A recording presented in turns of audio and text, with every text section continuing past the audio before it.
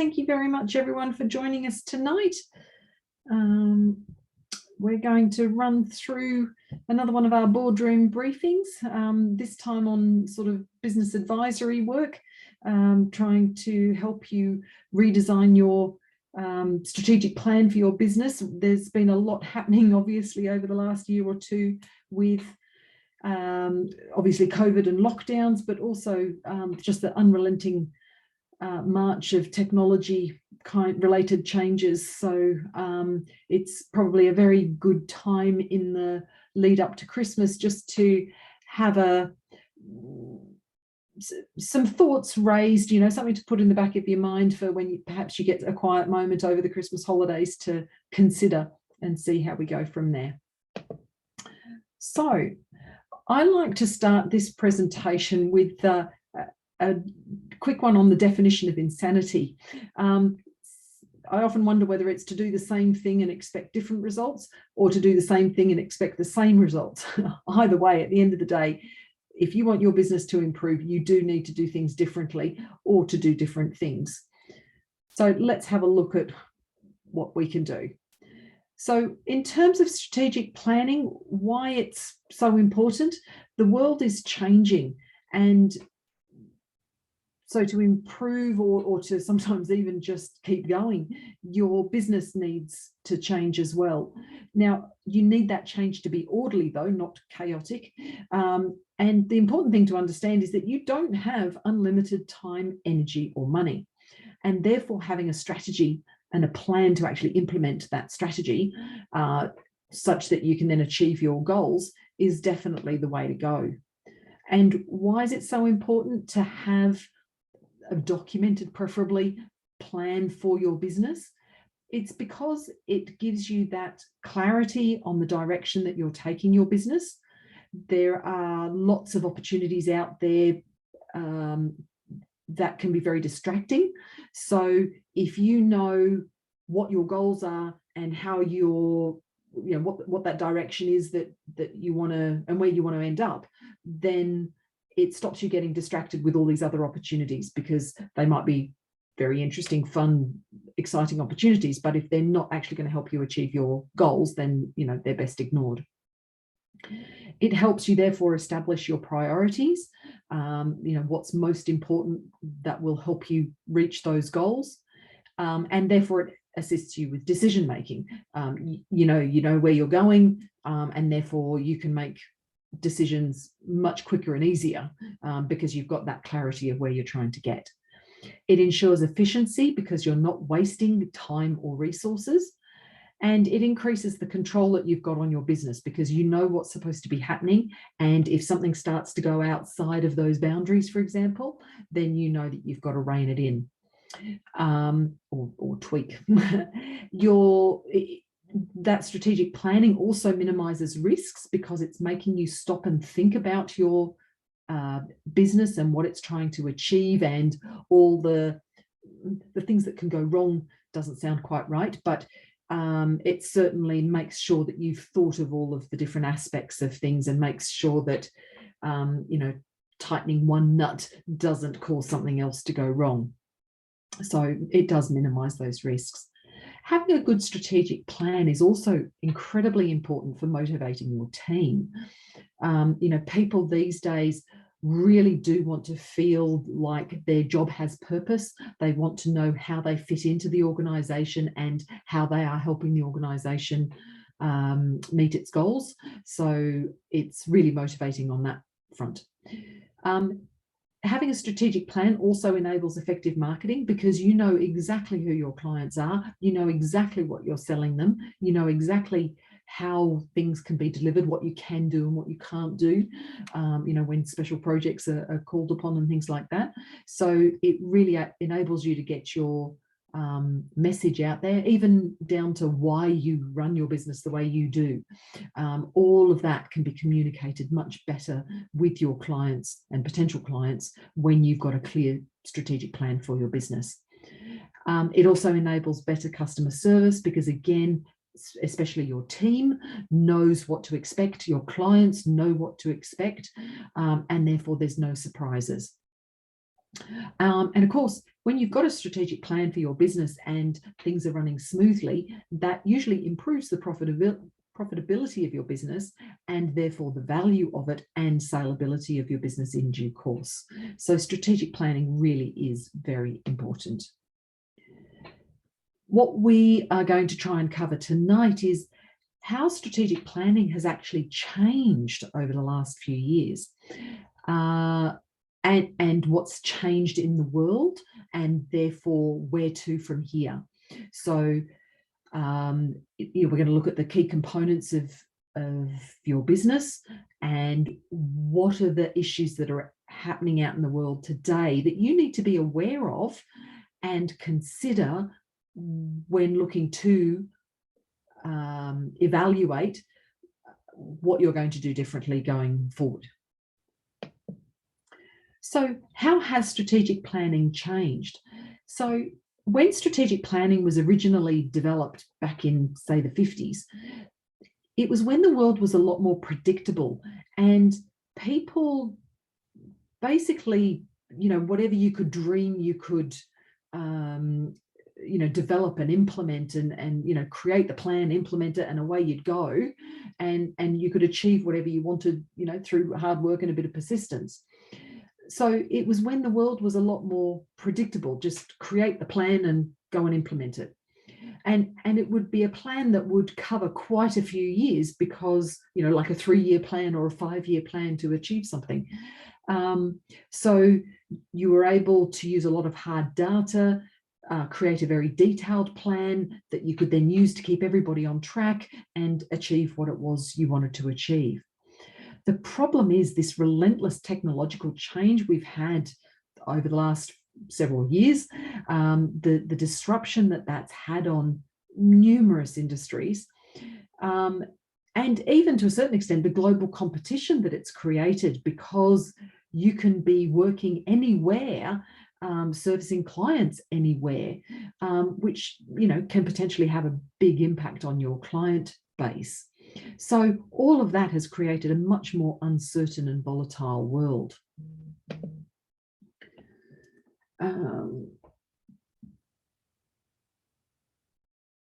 So strategic planning is needed now more than ever to stay focused and on track despite us being impacted by much more frequent and dynamic changes. And what that means is that we need to be a little less concrete and detailed before. Like people used to spend, months and months and months developing a detailed strategic plan. This is exactly how we're going to do it. And, we're going to go off and implement it and everything's going to go according to plan because we've done all the hard work to make sure that we know exactly what we're going to do. But because the world is changing so fast and technology has such a big impact on things, these days it's actually much more important to be aware of what's going on in the world, especially when it comes to technological updates. And therefore you need to be a lot more flexible, agile, nimble, whatever word you like to use, because even though your strategy your goal is going to be the same and your rough strategy to get there is going to be the same, how you're going to get there might actually need to change a little bit over time as issues come up. You need to be a lot more innovative. So again, that's using the latest in technology and being aware of new products and services and client customer tastes and needs and problems. They're all changing so quickly these days that what they wanted last year might not be what they want this year, and therefore staying up to date and talking to your customers and using new technology to be able to do what you do better is really important. My comment there about balancing hard and soft data, in the past, it was very much, do all the number crunching and create the plan. And if we, achieve X, Y, Z, keep the costs to this and achieve this in sales, and, the end result will be what we want it to be. Because again, the world is a little bit less predictable than it used to be. We're using a lot more soft data these days and a little bit more like gut instinct and intuition and talking to customers, for example, talking to your team members to try and get that better feel for exactly what it is that customers and clients want, and how we can present that to them. And the other thing is that these days, strategic planning, we're breaking it down a lot more. So it's a lot more team-based. We want to make little smaller teams that are in charge of achieving a particular objective. So the focus is much more on those objectives of what people and teams need to achieve rather than on how they're going to do it. So we're giving our teams the autonomy and the flexibility to work out how to achieve their objectives that they need to achieve. That then enables the business to achieve what it needs to achieve. So in terms of what's important now then, it's important to realise that your good strategy is still needed. You're still going to have to do your research to work out what is needed to achieve your goals. You do need to do, because the world is less predictable now, you do have to do a little bit more scenario, a trend analysis and stress testing to model the impact of things not working out according to plan, or whether it's exchange rate movements or interest rate movements or issues with supply, things like that. Different levels of sales that you manage to achieve with your business. So having a plan A, a plan B, or if we reach this level of sales, or if interest rates move this much, then this is going to be the impact on our business and how well we're going to achieve the goals that we were trying to achieve.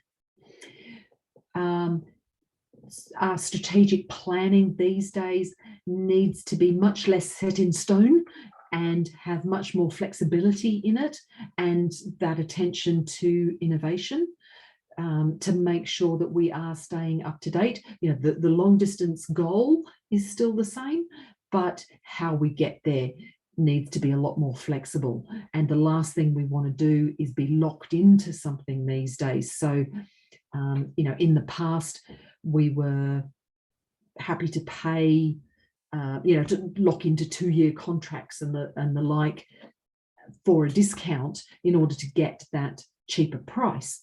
But these days, we actually value flexibility a little bit more, in which case maybe we're willing to pay a premium because we want that flexibility if there's any issues going down the track.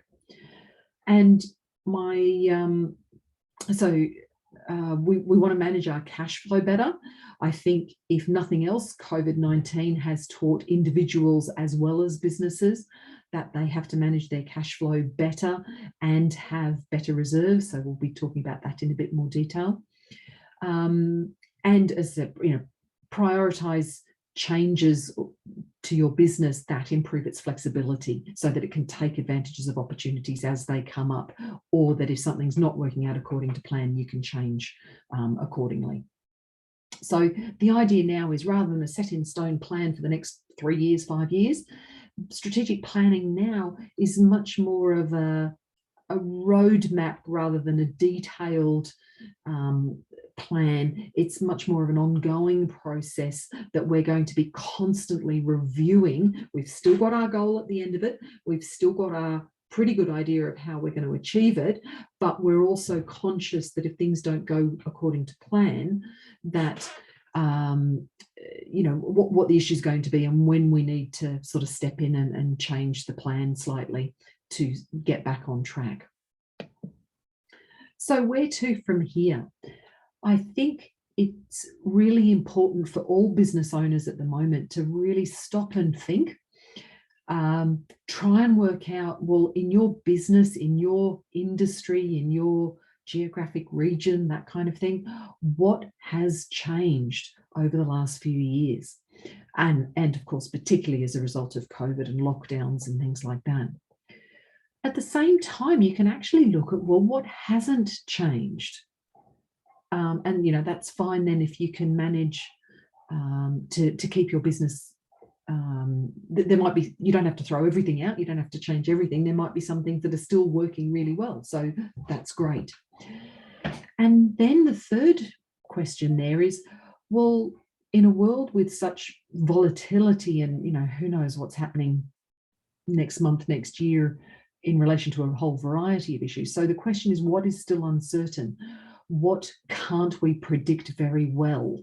And therefore, what are we going to need to keep an eye on? And how are we going to do that? So the last question there is, well, once you've established what has changed, what hasn't changed, and what you're still not sure about, particularly going forward, the question is, what are you going to do about it with reference to your particular business? May I suggest that focusing on a few issues like improving the resilience of your business. So as I said before, your strategies, your goals and your strategy to get there might still be the same, and that's fine. That's good. You need to have a clear vision for what you want your business to achieve, but there are going to be ways we can improve the resilience of your business, and we'll talk specifics in a little bit. The other thing you're going to need to do is be aware that there is still more digitization and technological change coming. You have to work out a way to keep up. Now, whether that's, focusing on your industry associations and information that they're providing you, or, just reading up a little bit more and just paying that little bit more attention to what's going on out there, because the last thing you want to do is become redundant. A serious thing that's really picking up over the last couple of years is the need for businesses to be more responsible to both their environment as well as their community. And I've got it separately there, but also being a responsible business in terms of their employees as well. So being a good employer is becoming more and more critical. So let's have a look at some of these in a bit more detail. When Everils talks to our clients about strategic planning for their businesses, we always start with the fact that you need solid foundations. So this enables you to provide, it gives you that clear direction for your business, and therefore gives you the ability to make consistent decision making. The solid foundations that your business needs to understand the purpose of your business, the values that your business holds, you and your business holds, make sure they're consistent, and the vision that you've got. What is it that you're trying to achieve, over the next few years? And being very clear on those really helps you focus, stops you getting distracted, stops you wasting money chasing the latest, shiny thing. And it really enables your clients to you get your message out there, you can resonate with them, they understand where you're coming from, and they can decide, yeah, I want to be part of that. So that's really important. I just want to expand on the purpose a little bit, because I don't think you can underestimate this. You really do need to be clear on why your business exists and what problem it is your business is solving. And, going back to what's changed and what hasn't changed and what we're still not sure about, your business is only going to do well if it can solve a problem for people and you can identify those people, and get your product to them. So, customers or clients is, the purpose of your business is to supply those quality products and services to them at a price, time and place that meets their expectations and such that they're prepared to pay money for it. Of course, the purpose of your business is also to create value for your team members. And again, this is a really big area that you need to be focusing on. And of course, the owners of the business, you're not in this necessarily just for the fun of it. You need to get a return on your investment, your time, your energy, and the risks that you're taking. And of course, these days, sometimes the purpose of a business can also include giving back to the community and keeping things rolling along there as well. So once you have those solid foundations, we like to look at sort of the 5 pillars of your healthy business. And this just keeps it simple. There's no particular order to it. I mean, to me, it's actually more like Olympic rings that everything's overlapping a little bit. But we need to be able to look at your clients, your products and services, your team members, your systems and processes, and your finances. So let's have a look at these in a little bit more detail with regard to, what you normally need to look at, and now what's changed or what you need to be aware of when looking at how you're organising your strategic plan going forward.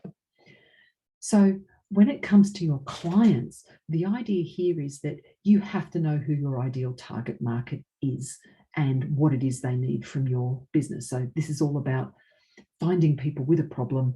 You can solve that problem and they're willing to pay you to do that for them. The reason you need to really be able to target that ideal market for you is simply because those time, energy, and resources, marketing wise, systems and processes, you can't have 101 different varieties of something. You need to narrow that down so that you can provide whatever it is you do efficiently, but find enough people who want that. So we're looking at everything from, how old they are, their genders, their income levels, their behaviours, like are they time poor, or what is it that they care about, which is again critical when you're starting to talk about becoming a more responsible business or being more environmentally friendly and things like that. Where are they located? What media channels do they use? Because social media is becoming an incredibly important component of it. So, we really do need to identify them very carefully. So for an existing business, you've hopefully got a pretty good idea of who your clients are. But what's important now is to double check that hasn't changed. And you need to make sure that what they want is still what they want and how they want it. Is there other products or services out there that solve their problem? How has technology changed? Is there anything you can do to make your product quicker, faster, better, cheaper, that kind of thing, more sustainable, faster to produce and deliver? So, really stopping to think, really have a good talk to all of your clients, just to make sure that what you're providing is still what they want and how they want it. Technology and social media in particular have provided businesses the opportunity to expand their market, because you can broadcast wider, but at the same time be much more targeted. And again, this enables you to narrow your niche down to doing what you do really well, and for a group of people that your product, your service really resonates with. Using social media to then be able to target those people and connect with them and communicate with them. I cannot stress highly enough how important it is to have a good marketing strategy, for want of a better word. You need to be able to talk to your clients. So technology is making everything, if you're not careful, technology can make things a little bit more distant and automated. So you really need to work out how to keep in touch with your clients and give them that personal touch, and use social media to make it sound like you're talking to them directly, even though you might actually be talking to 100 people, or they might be watching you next week or next month. So it really helps people resonate with your business, what it is you're trying to achieve and why they should use your product instead. And therefore, to help you manage all of that, having a good CRM system to manage your client information is even more important, because you need to track much better who's buying what and when and how often and things like that, so that it gives you valuable insights into what's going on with your clients, and what is it about the clients who buy lots from you that you can educate the clients who aren't buying as much from you, that kind of thing. So looking at your clients to see how they've changed and what they want done differently is going to be really critical when you review your strategic plan. The next area I'd like to talk about is your products and services. So having established what your target market is, you need to design those products and services that are going to solve their problem so that they're willing to pay you money for that solution. And you also have to work out what distribution channels you're going to use. Now, going forward, I mean, for those of you with an existing business, you've got all that set up. The question is, well, now that the world has changed a little bit, what has happened? So are there now opportunities to improve your customer experience? Can you use technology to provide a better service more efficiently to those customers and clients? Sustainability, so can you be greener with your products and services and how you run your business to appeal to potential customers where sustainability is important, and or it makes you a more responsible business in the community, so that's great. And also one thing that COVID and lockdowns have also made very clear is how reliable can you make your products and services? And that actually comes down, I'm talking more, I guess, about supply chain. If you've been able to buy the cheapest product from China in the past, but then we went into lockdown and couldn't import anything from China anymore, did your business shut down because you couldn't get supply anymore? So it's looking at your products and services and the components of it and where you're sourcing them from to work out how you can ensure supply so that you can supply your clients, and or for whatever other reason, if your business got shut down because of COVID, making sure that your products and services, for example, can still be delivered even though you're working from home. So having a think about some examples there, opportunities to improve your customer experience. I mean, and technology even. As accountants, for example, we're using a lot more electronic document signing now. So rather than clients having to come into the office to review their tax return, we're now uploading those to a portal so that they can then sign electronically. And in 6 months' time, when they apply to the bank for a loan, the documents are still there and they can download them at their convenience and forward them on to the bank, rather than having to wait and remember to ring us in the morning to send them copies and all of that kind of delay. So technology out there is really important. We introduced, I mean, it's semi-old technology, but we introduced a VoIP telephone system last year using the computers. So the classic case, obviously in lockdown, that therefore still made it very easy for everybody to still communicate because they were working from home on their laptops to make things easier. The VoIP system for telephone calls, whether it's to clients or between the team, all still worked. And the classic example was, we moved into a new building last year. We've had like half a dozen fire alarms things go off. So we've all toddled downstairs. The receptionist and the admin girls took their laptops and their headphones down there, and they're sitting in the park across the road, still answering the phone on Wi-Fi. So clients don't even realize we're in the middle of a fire alarm and been evacuated out of the building. So technology that enables you to work seamlessly from anywhere in the world, and especially obviously from home, without impacting the delivery to your clients, is really critical. So that just gives you a couple of things to think about there. So let's keep going. Now, your team. This is my favorite. Your team are your biggest asset because they are the face of your business. If you don't have a happy team, you sure as heck won't have happy clients. So they are the drivers of the growth in your business because they're the enthusiasm and the people who make things happen for you. They drive your client relationships because they're the ones talking to your clients on a daily basis. They're the ones resolving questions. They're the ones winning sales for you. They're the ones resolving issues for you. And of course, they're the ones who drive the quality service levels within your business, because again, if they're not happy, they're not going to do a good job, and then that's just going to cause dramas down the track. So it's important for any business to have team members who know what to do, i.e. they're competent, they know how to do it. So, they're educated, they're trained properly, they're experienced.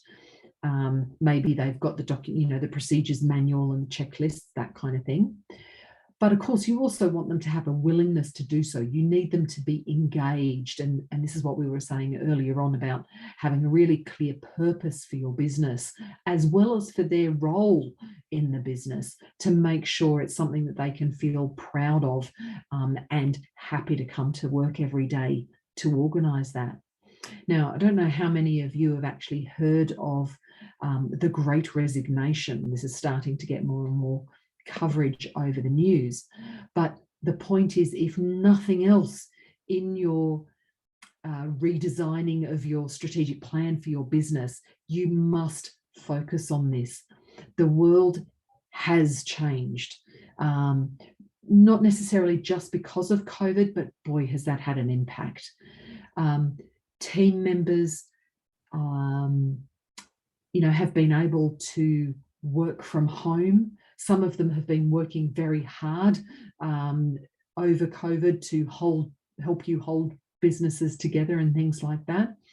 Or a lot of them are just rethinking their life and going, why on earth am I working my butt off for somebody who doesn't appreciate me, for something that I don't feel passionate about?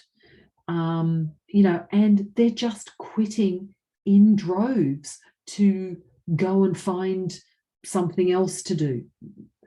So focusing on work-life balance for your team members, make sure that they are not overworked. I mean, that's just ridiculous. It's short-term, potential benefit perhaps, but you just burn out your team members and they're not going to be happy, and mistakes are going to happen and all that kind of stuff. So make sure your team is not overworked. But also, thanks to COVID and working from home, employees are demanding more flexibility going forward.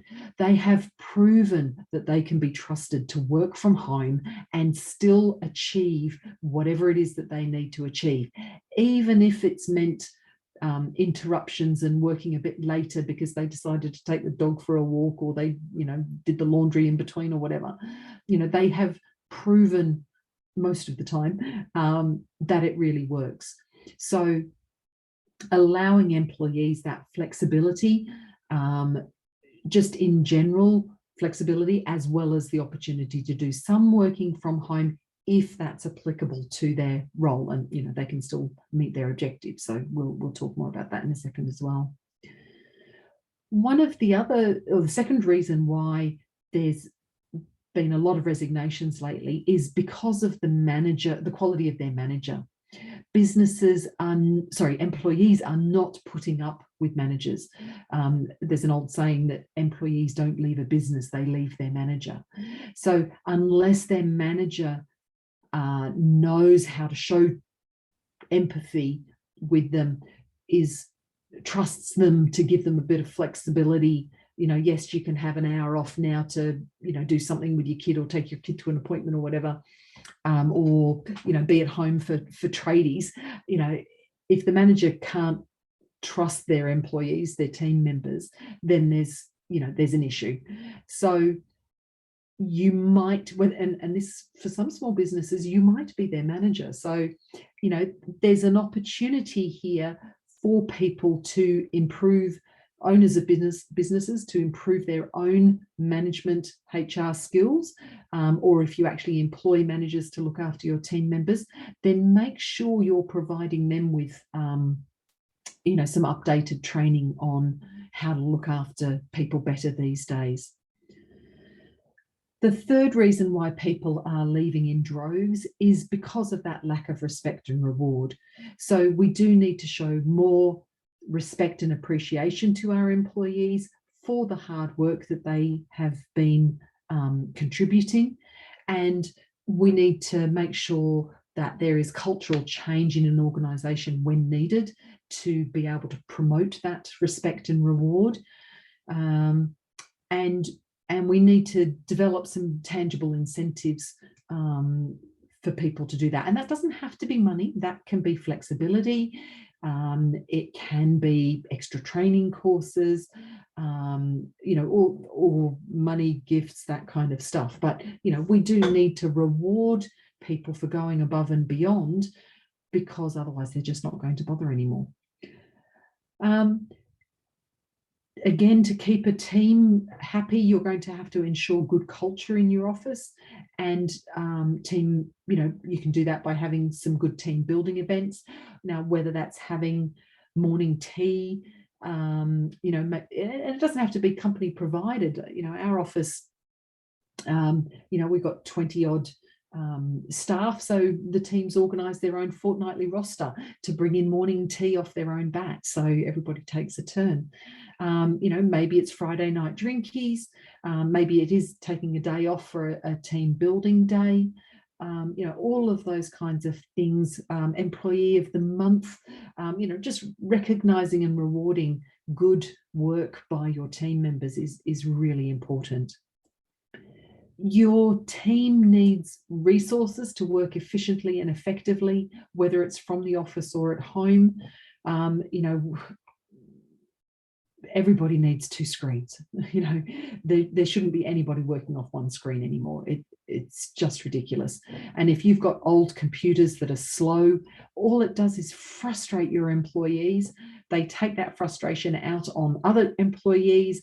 The quality of their work suffers. And if you're not careful, they take it out on clients as well, or at least clients suffer, from dealing with frustrated employees and things like that. So making sure that team members have the resources to work efficiently and effective from home. Maybe that means laptops, maybe that means buying them a screen or two at home. Maybe you can build that into their package, or that's their bonus system kind of thing. So there's all sorts of opportunities there. And you should never underestimate training. People want to learn. They want to be able to do their job better. They want to progress, preferably within your organization, but you also have to be realistic that, you can't keep everyone forever. So the point is, if you don't train them, they will leave. So train them anyway. And with any luck, they'll train their replacement before they go. But the big thing here is that people want technical training on how to do their job better, but they also need and want personal development training. That can be anything from reading and writing skills workshops, or if they're in that kind of business where there's a lot of written stuff. It can be networking skills. It can be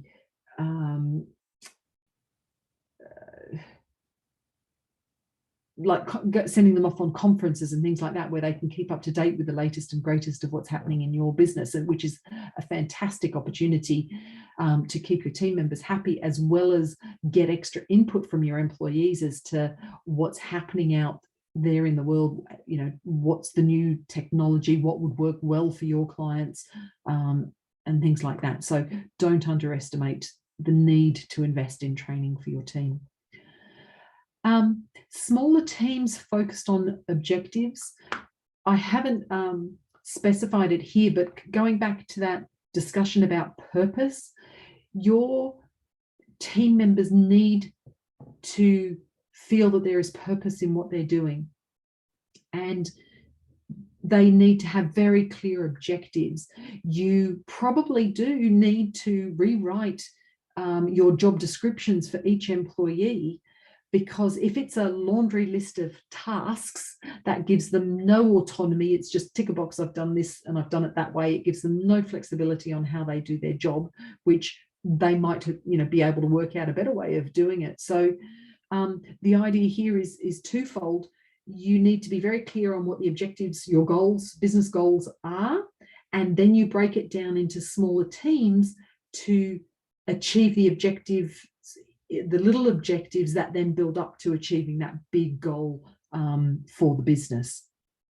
And by focusing more on the objectives or the outcomes, this is what I need you to do. If you're working from home today, no problem at all, but I need you to achieve X. I don't care whether it takes you 7 hours, 8 hours, 9 hours. This is what I need you to achieve. But if it's going to take you 9 hours, let me know and we'll have a chat and see if we can work out how to do it a bit faster. And then this idea that we're breaking a business down into smaller teams charged with achieving a particular objective, which then builds into the company's objectives. You need new, better systems for keeping those teams aligned with the business's goals and keeping them in touch with the other teams, so that they can see how me doing this bit helps that team do their bit and the other team do their bit. And therefore, when we all work together and achieve what we need to achieve, that means the company can achieve that bigger picture. So developing those newer systems to keep those teams aligned is really important. Feel free to interrupt with any questions. So working from home versus the office is a big issue coming up. And the important thing here is that there is no one size fits all. Now, what I mean there is, even in our office, we have receptionists and admin people. We have our junior graduates and junior accountants.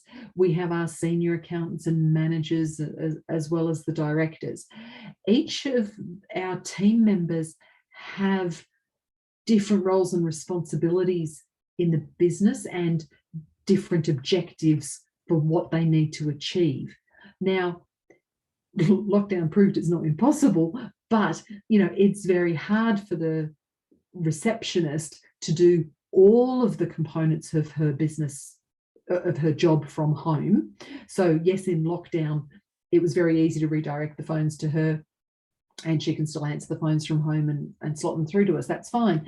But if she continues to work from home, she's not in the office anymore to make coffee and set up for clients, set up the boardrooms for meetings and things like that. So it's a matter of looking at the objectives of each person's role in the business to work out if they can still be achieved from home. So you don't have a blanket, everybody can work from home 3 days a week. You actually have to break it down per role and say, right, well, this is the rules for the admin team. This is the rules for the junior team. This is the rules for the senior team. What we have, I think, lockdown most of the time, obviously not 100%, but employees have, on the whole, proved that they can be trusted to work from home. But again, to do that and to be able to monitor and make sure that continues, you do need those clear job descriptions with those clear objectives and the system for keeping an eye on people, just to keep them on track, to make sure that they are not getting distracted and still achieving what it is they need to do. And of course, if they are going to work from home, then you do need to make sure they've got those resources that they need to be able to work from home effectively. So part of the Great Resignation issues, have definitely, we've heard it loud and clear that employees want the flexibility to work from home at least part of the time, or even in general, just a little bit more flexi time, you know, so that if they can knock off early one day or work through their lunch hour another day, so that they can be home for tradies and things like that. So it's just really important to, you know, trust them until they're not meeting their objectives, and then you can say, right, you're back in the office until this settles down and we're back on track. And then when you've proven yourself, you can go back home again. And you know, and obviously not necessarily 5 days a week, because you need to think about your office culture. You need to think about why do you need, you need to think about why do you need people in the office. Now, in our case, we sort of discovered, well, the juniors kind of learn from by osmosis, in terms of they're listening to the seniors, they're listening to, you know, to conversations and how you talk to clients and how somebody's achieved something, or they can simply just turn around and ask their mate next to them, hey, you know, how do I do this? So being in the office, having that camaraderie. You know, we all know there's been plenty of mental health issues from being stuck at home for so long. So, you know, being in the office is actually good for people, and particularly good for juniors to enable them to keep learning. It is therefore important that you have a few seniors in the office as well to be there to supervise those juniors. So it's all about how can you therefore balance that, and it's all going to, you know, as we said, there's no one size fits all. It'll be different for different businesses and different for different employees and different for different roles in your business. But, you know, have a look at what it is people need to achieve and what are the advantages of them actually working in the office. And then it's also a question of, well, how can you make it more attractive in the office so that perhaps people want to be in the office 3 days a week and only home 2 days a week, or they're at least willing to come in 4 days a week, that kind of thing. So that comes back to making sure you've got a good office culture, and that you can, you know, maybe it's supplying morning tea every so often, or a team lunch once a fortnight, whatever it takes to, you know, give people that incentive to come into the office and say hi to people, things like that. And of course, this whole working from home versus office, when it, you know, the whole point of today's session was to talk about, well, how do you need to redesign your business? There's a lot of businesses out there going, well, what on earth do I do with my office now? You know, if there's, you know, if people are going to be working from home, or, you know, do I need more space because they all need 4 square meters to be safe? Or do I need less space because half of them are going to be working from home from now on? Those kinds of issues are coming up. So think about how much space you need. Please think very, very carefully before you go hot desking. That is a surefire way to waste time and productivity, therefore, and lose team loyalty. You know, if they're willing to work for you but you're not even willing to give them a desk of their own, you just forget it. So do have a really good think, do your homework, talk to your team about what works, what doesn't. You know, maybe there's a way to redesign the office a little bit. Maybe people do need a bit more space to feel safe. You know, do you need a better office or a better location or better car parking or something, again, to make it easier for employees to come to work? Okay, enough on employees, but do not underestimate how important that is, and you really, really do have to think about it. The next issue we want to talk about is your systems and processes. This is how you do what you do. So it's really important to understand that, you know, the systems are what runs your business to enable you to produce that consistent service or product for your clients. But you need to remember that it's your team, the people that run those systems. So you have to have good systems to ensure that consistent service. And the other reason systems and processes are really important is because if it's all documented and there's a set way of doing things, then you're not reliant on any particular person. If somebody leaves, or even if they just have a sick day or they're on annual leave for a while, you know, then there's a documented system a way of doing things such that somebody else can pick up that job and make sure things keep moving. So make sure you've got, the general principle for a business is to make sure that you've got efficient processes that are documented so that somebody else can pick them up, if and when your team members change voluntarily or involuntarily. So in the interest, thinking about, well, how do you need to redesign your systems and processes? This is where, you've got to ask those questions about, what's changed, what hasn't changed, what's still uncertain. And the old one of, what are you going to start doing, stop doing, and keep doing? So things have changed. Look at how businesses have been able to pivot over COVID and the lockdowns. You've got 5-star restaurants doing takeaways, for goodness sake. Whether it's, electronic document signing, Zoom, instead of boardroom briefings in our boardroom with cheese and bickies and a glass of wine and all the rest of it. Lovely, to catch up with you guys. But now we're having to do things, via webinars to still be able to share information with you to help you improve your business. So there's all sorts of different ways that you can look at. You've had to change things. The question is, well, what are you going to keep doing differently? What is the new normal, if you like, versus, well, what's going back to the old normal? So look at all of those issues and work out, therefore, how your systems going forward need to be updated accordingly. And, we've certainly found, electronic document signing and all the rest of it, if it saves you guys a trip into the office to sign paperwork and all the rest of it, well, that's a better service for you guys, one less trip you've got to make. If it can improve the quality of the service, the efficiency, potentially even the cost of providing a service by using technology better, that's the name of the game there. Look at how you can redesign your business. So look at introducing new ideas that improve that client experience or even your business culture. Update it for the new way of doing things. Now, in terms of what could you be looking at, look, nobody hates technology more than I do, but you can't bury your head in the sand.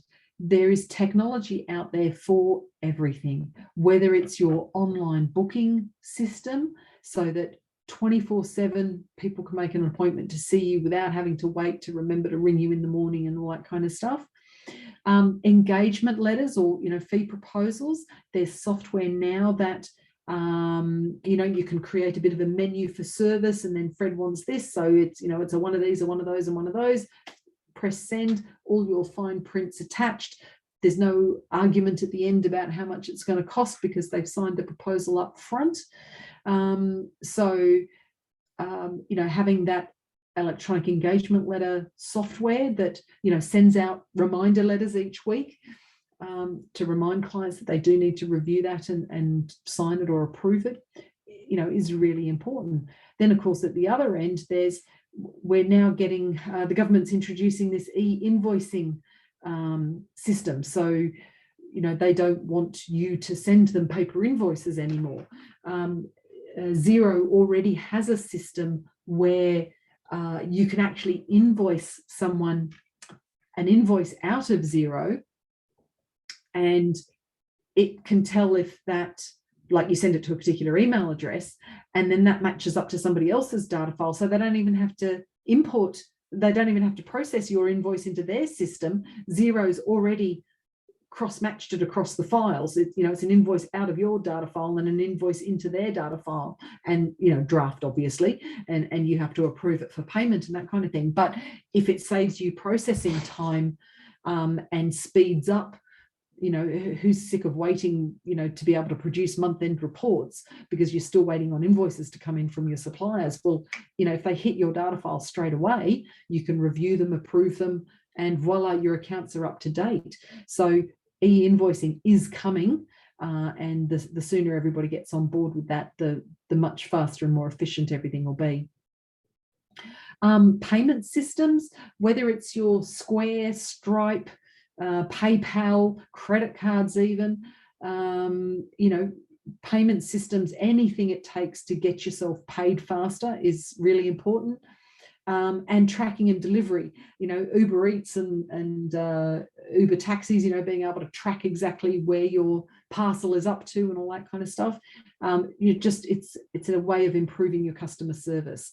So look at all of those. And as I mentioned before, laptops and VoIP, particularly for office related businesses, to make working just that much more flexible and resilient. So that if there's any dramas, people have got their laptops, they can just log in wherever they are and keep working without any dramas. Last but not least, I'm talking too much, sorry. Finances. What you can measure, you can manage.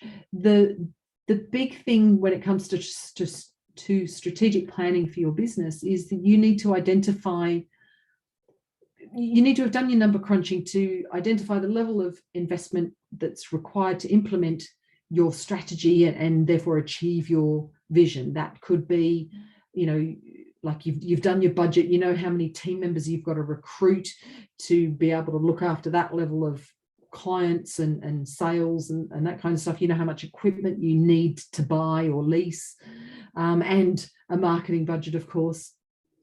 So, you know, you have to have done your budget to for what it's going to cost you to implement your strategy and achieve those goals. So your profit and loss budget will show you the potential of that vision and strategy, and you know, establish initially whether it's worth it or not, and then establishes your KPIs for tracking your progress going forward. And you know, and if you're not on track, well then you know you've got to tweak something. But you know, better to know in month 3 rather than month 12 that your strategy isn't working, kind of thing. So monitoring closely is important. And of course, profit is different to cash flow. If you need any explanation or reminder of that, we've got plenty of cash flow budgeting boardroom briefings recorded for you. So you know, obviously cash is king, and you have to monitor your cash flow properly so that you can monitor your progress and make sure your business is solvent. So that's all the normal stuff for strategic planning for your business. What's changed? Technology and just the volatility in the world these days means you have to stay on top of your numbers. And to do that, you need timely reporting and clear and relevant dashboards. So, you know, whether it's a zero data file, you know, keeping it up to date, reconciling your bank account, having your, you know, the advantage with Xero and MYOB and all those kind of programs is that the bank feeds the transactions into your data file for you. It remembers that Telstra is telephone and Caltex is fuel. So, you know, apart from clicking a few buttons, your accounts are usually pretty much all up to date. So that timely reporting is critical so that you can stay on track, on top of where you're up to, and if things are not working, so that you can tweak them on a timely basis. So as we said before, you need that clear budget that shows how your strategy is going to be profitable. You have to manage your cash flows and liquidity to ensure solvency. And what COVID and lockdown has taught us is that we need to improve our financial resilience. Now, you can do that in a combination of 2 ways. You can have larger cash buffers, so perhaps not, you know, run so close to the wind, perhaps. Or it might just simply be a case of having alternative sources of funding. So whether that's a company credit card or an overdraft facility that, you know, 9 times out of 10 you don't use, but if something happens, at least you've got it. You know, there's always that old adage of, you know, banks will never lend you money when you need it. So having that, you know, overdraft in place before you need it is critical. You might be paying a little bit in service fees or an application fee up front, but that peace of mind of knowing it's there if you need it is critical. We always talk to people about improving their debtor management systems.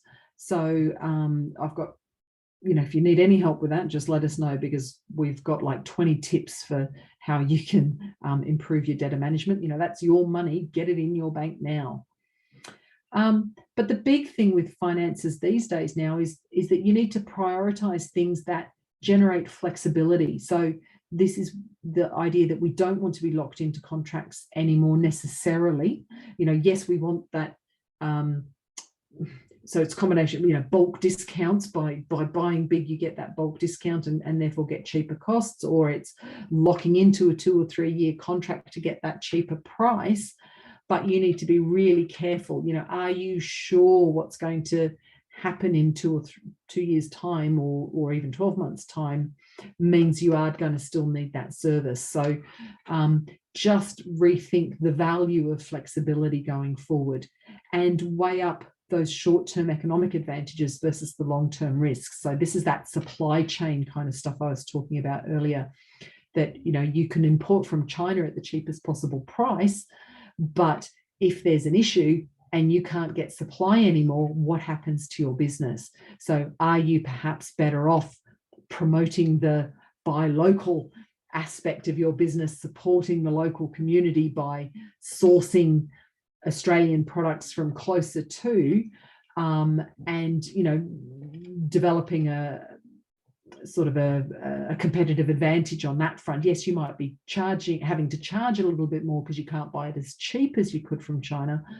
but at least you've got a more resilient, sustainable business here, more reliable business here, that you're not going to come unstuck when you can't get supply.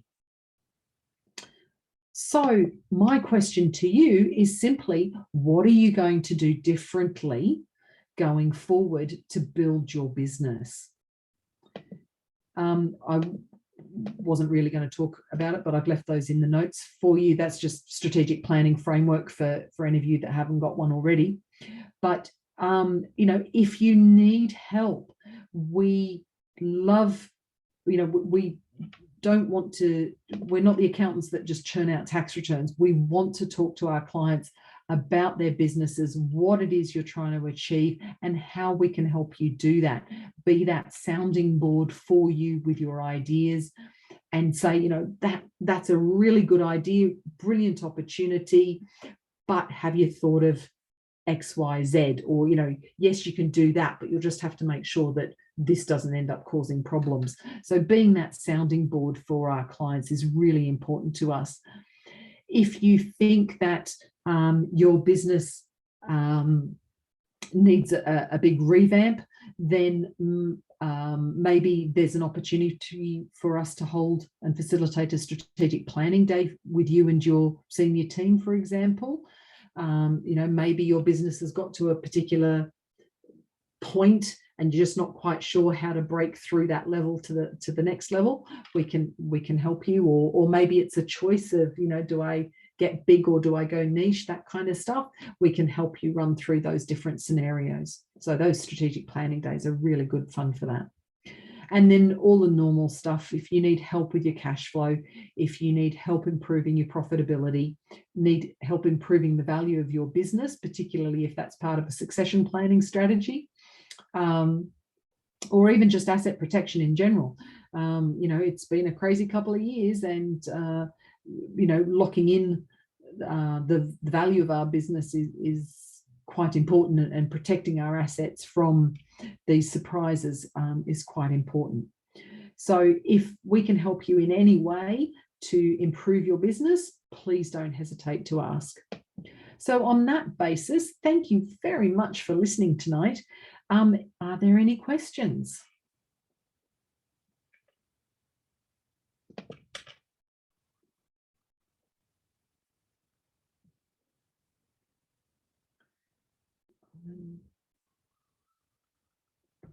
Just going to stop sharing.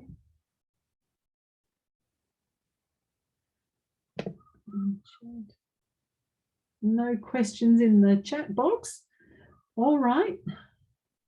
Well, thank you very much for listening. If you do think of any questions later on, or perhaps you do want to have a talk about how your business can be tweaked going forward to take into account all these issues that are coming through at the moment, don't hesitate to give us a call. Thanks very much for your time. Much appreciated. I'll leave you to it. Have a good night. Bye-bye.